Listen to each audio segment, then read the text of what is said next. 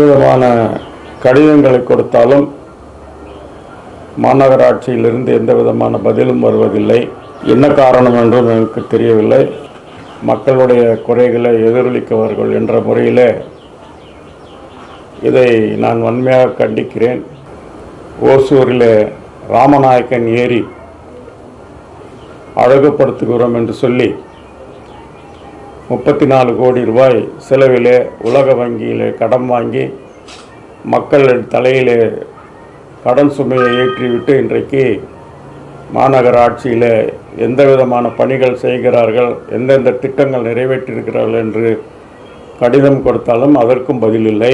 மாண்புமிகு முதலமைச்சர் அவர்கள் இந்த மாவட்டத்திற்கு வரும் பொழுது அதை துவக்கி வைப்பதாக சொல்லுகிறார்கள். அது ஒரு கேலிக்கூத்தாக இருக்கும்.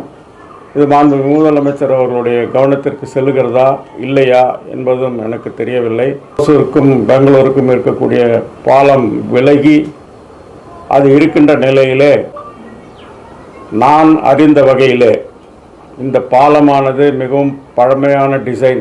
எனக்கு என்ன ஒரு சந்தேகம் என்று சொன்னால், வேண்டுமென்றே மாநில ஆட்சியை மக்களிடையே ஒரு அதிருப்தியை ஏற்படுத்துவதற்காக இந்த நகாய் இந்த திட்டு வேலையை செய்கிறதா? நாங்கள் அரசனுடைய கூட்டணியில் இருந்தாலும் காங்கிரஸ் மாநிலத்தினுடைய தலைவர், பொது கணக்கு குழுவுடைய தலைவர் அவருடைய தொகுதியிலேயே ஒரு அறநிலையத்துறை அதிகாரியின் மூலமாக கேவலப்பட்டார்கள். அந்த அதிகாரிகள் மீது சட்டப்படி நடவடிக்கை எடுக்க வேண்டும் என்று கேட்டும் தபால் கொடுத்தும் எந்த விதமான பதிலும் இல்லாதனால 26, 27ஆம் தேதி நாங்கள் மக்களை திரட்டி ராம்நகர் அண்ணா சிலை முன்பு ஒரு உண்ணா நோன்பு நாங்கள் எங்களுடைய தலைவர் காந்தி அவர்கள் வழியிலே உண்ணா நோன்பை ஏற்படுத்தி அப்பொழுதாவது இந்த அரசாங்கம் அதை செயல்படுத்துகிறதா என்பதை நான் உங்கள் மூலமாக கேட்டுக்கொள்கிறேன்.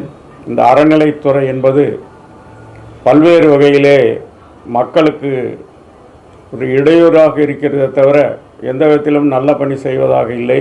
ஆகவே மாண்புமிகு முதலமைச்சர் அவர்கள் நீண்ட தூக்கத்தில் இருந்து எழுந்து இந்த வேலையெல்லாம் செய்ய வேண்டும் என்று ஒரு மூத்த மேனாள் உறுப்பினர் என்ற முறையிலே நான் கேட்டுக்கொள்வதிலே கடமைப்பட்டிருக்கின்றேன். முதலமைச்சர் அவர்களுடைய திட்டங்கள், பல திட்டங்கள், மக்களை தேடி, மக்களுடன் ஓடி, மக்களுடன் விளையாடி, எந்த விதமான திட்டத்திற்கும் எந்த விதமான பலனும் இல்லை என்பதை மிகவும் வருத்தத்துடன் தெரிவித்துக் கொள்ள கடமைப்பட்டிருக்கின்றனர். அதிகாரிகளுடைய இதன்படியே நடந்தீர்கள் என்று சொன்னால் மக்களிடையே உங்களுடைய மதிப்பு குறையும் என்பதை நான் மிகவும் வருத்தத்துடன் தெரிவித்துக் கொள்ள கடமைப்பட்டிருக்கின்றேன்.